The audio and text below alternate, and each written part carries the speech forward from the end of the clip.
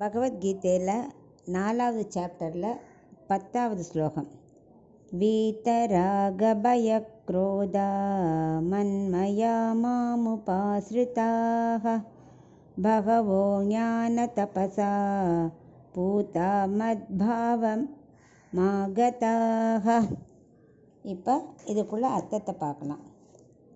கிருஷ்ணர் சொல்லின்னு இருக்கார், யார் அறிவின் ஒளியால் மறுபடியும் அதை நினச்சிட்டே இருக்காளோ சுத்தி அடையிறாவா தான். அவள் மனசு நல்ல சுத்தி அடையிறது, பாவம் விலகிறது.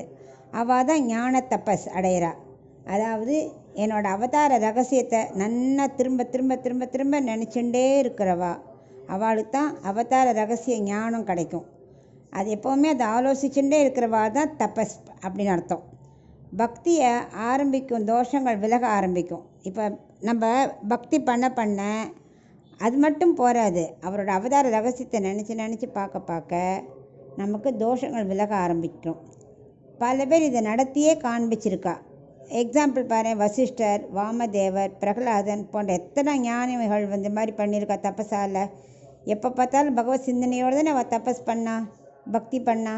ஸோ அதனால் என்ன பண்ணுறது, பாவம் விலகிறது, ஆசை, பயம், கோபம் இதெல்லாம் போயிடுறது. ஸோ இதில் தெளிச்சவா தான். இந்த பக்தியும் அவதார ரகசியம் நினச்சிட்டே இருக்கிறவாளுக்கு தான் ஆசை குறையும், பயம் விலகும். பயம் போயிடுத்துன்னா கோபம் போயிடும். ஸோ எல்லாத்தையும் தொலைச்சிடுறா அதனால் என்ன பண்ணணும், முழு மனசையும் எங்கிட்டயே நீ செலுத்தணும்.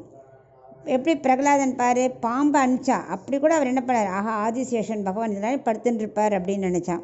நெருப்பை அனுப்பிச்சா, அக்னி, அதுக்காக பயந்தானா, என்ன ஒளிமயமாக இருக்கார் பகவான் அப்படிங்கிற. அது மாதிரி எதை பார்த்தாலும் அவனுக்கு பகவானோட சுரூபமே தெரியறது. அதனால் அதை மாதிரி பக்தியும் அவதாரத்தை நினச்சிட்டே இருக்கிறவாளுக்கு எந்த பயமும் இல்லை.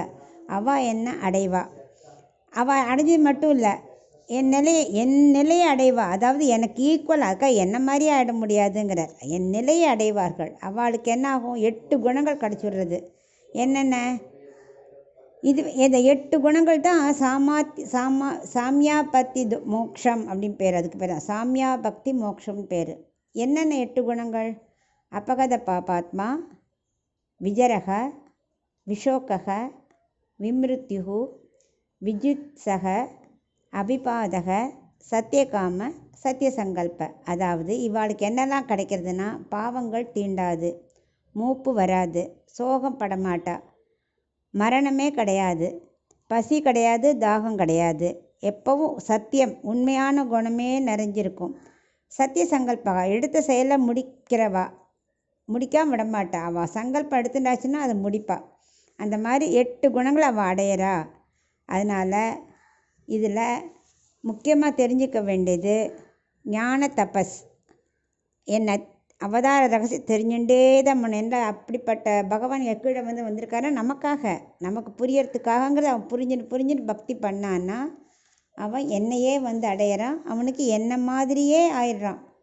அவனுக்கு 8 குணங்கள் கிடைக்கிறது அப்படின்னு விவரிக்கிறார் அவனுக்கு.